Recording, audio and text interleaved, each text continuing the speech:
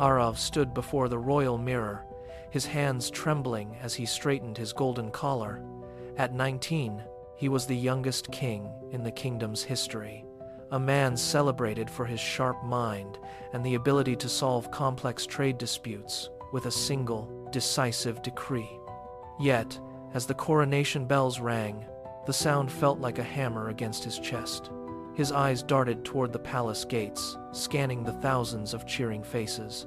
Searching for one specific smile that wasn't there, Mira was absent. The ceremony concluded with thunderous cheers that echoed through the halls. But for Aarav, the applause was nothing but white noise.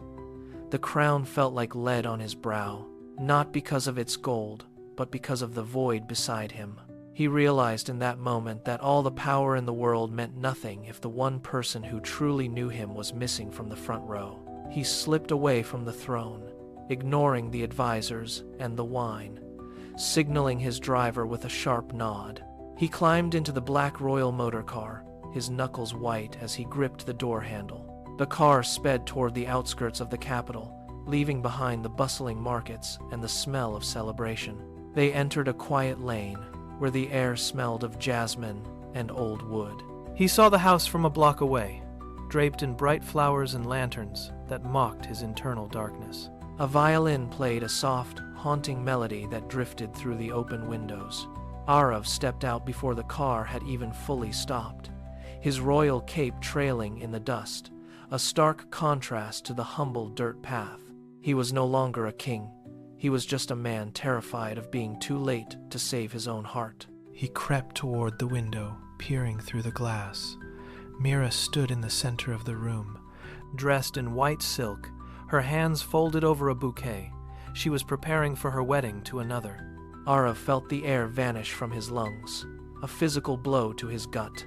He leaned his forehead against the cold glass, the barrier between his royal duty and his personal truth.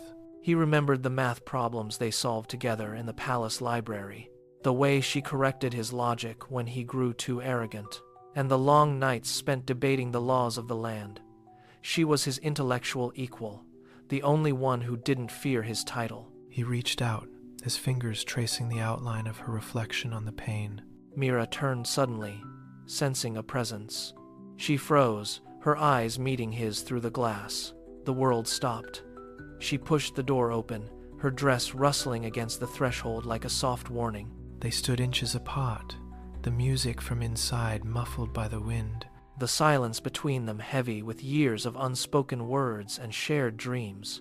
Aarav reached into his pocket and pulled out a small, worn wooden token, a memento from their first debate years ago. He pressed it into her palm, his hand finally steady.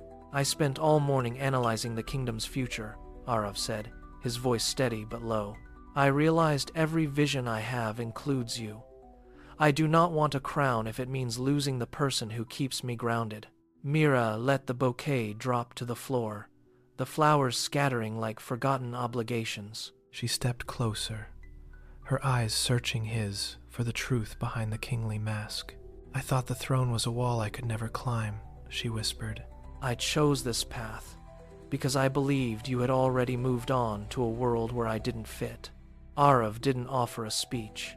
He simply took her hand, pulling her away from the house and toward the waiting car. They drove back to the palace together, hand in hand, leaving the old expectations in the dust behind them.